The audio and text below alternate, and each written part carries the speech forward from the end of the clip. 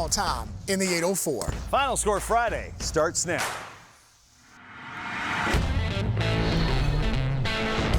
Final Score Friday with Sports Director Lane Casadante and Sean Robertson. Sponsored by Richmond Pediatric Dentistry and Orthodontics and Loyalty Automotive. Good evening, everyone. It is week 5 of Final Score Friday. The Highland Springs Springer cheerleaders are with us after the top-ranked Springers already played last night and got an historic win in the process. We've got a dozen games to get to tonight, including Virginia on the road at Syracuse. We have 2 games, though, that could earn Game of the Week status. Our first is in the West End, where Glen Allen made the very short trip to take on number 8 Hermitage. The Panthers trying to halt a 2-game losing streak. Overall, the series between the two programs have been split even in the last 4 series. This game, though, will be talked about for years to come. We pick it up in the first quarter. The Jags would strike first behind the feet of Xavier Moss. Busting through tackles and finding the end zone from 12 yards out, Glen Allen would lead 14-0 after 1. Second quarter, more Jags offense.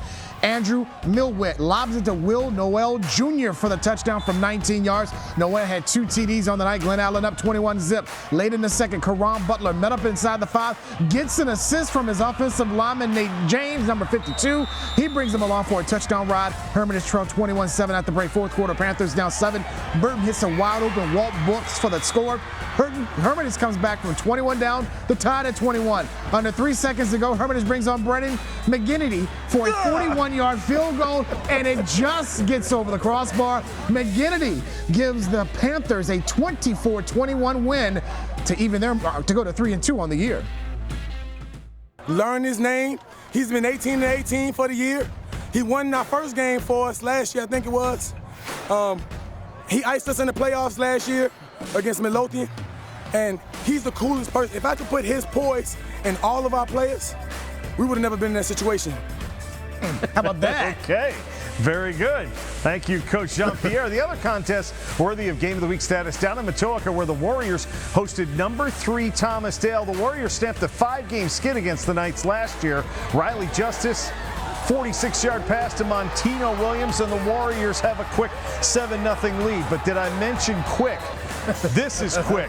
Nick Tyree, probably just about as fast as his brother Chris.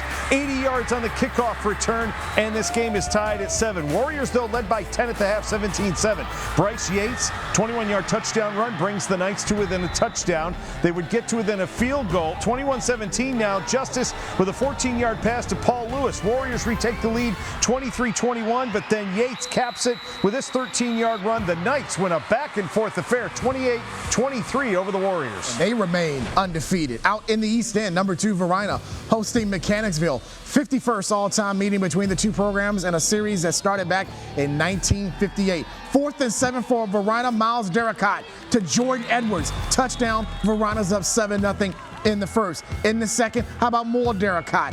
Keeps it himself, calls his own number. It's 6. About a 32-yard run all the way down inside Mechanicsville territory, which leads to the aforementioned Jordan Edwards on the sweep. He scores from 20 yards out. Through the tackle. Yes, he did. 14-0. Varina at that point. Derricott would add another touchdown pass. All Blue Devils as they win it 37-3, the final. West End rivalry week for Douglas Freeman and Mills Godwin, and a special moment at halftime of this game. Longtime athletic trainer Dennis Spurrier honored by Douglas Freeman tonight. Their training room has been named for him after his decades of dedication to the Freeman athletes and athletic family. Third quarter, though, Freeman down 6. Brian Bland with the QB sneak gives Freeman the first lead of the night, 7-6. Then they pull a fake punt. Jaden Reese to Danny Medina Barrera down to the 8. That set up another 1-yard touchdown run, 14-6 Mavericks. Then Godwin picked off by Miguel Martin. That would set up a Kevin China 18-yard touchdown run. Freeman scores 28 unanswered second half points, and they come from behind to beat the Eagles 28-6. 5-0 is Freeman. Out to Chesterfield, number 9 Manchester on the road at James River. The Rapids looking for their first win against the Lancers since 2009. Third quarter, Manchester up 14-7. Nelson Lane, huge run for the Rapids. 29 yards down inside the Lancers 10. Fourth quarter, here comes more James River. A 36-yard field goal cuts Manchester's lead to 14-10. Manchester inside the red zone. They put the ball on the ground, recovered by the Rapids. 32 seconds left. Rapids with a chance to win it, but the pass is picked off by Tyree Stevens, and Manchester survives as they pick up a 14-10 win over James River. Our reigning Final Score Friday Team of the Week, number 6 Midlothian hosting Monacan. The last 2 games in this series have each been decided by a single point, and Monacan actually got on the board first. Turner Johnson up top 48 yards to Trey Bagby.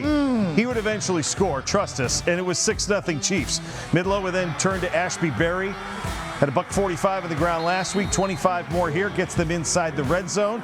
That would set up Zach Wirtz' 6-yard touchdown run all the way around the right end. Trojans led 7-6. Then just before halftime, Berry is going to take it in from 6 yards out. Trojans led 13-6 at the half, and Midlothian would go on again, 28 unanswered points, and they topped the Chiefs 28-6. We have got plenty more to come on Week 5 of Final Score Friday, including how the top-ranked Springers did last night. Stay with us.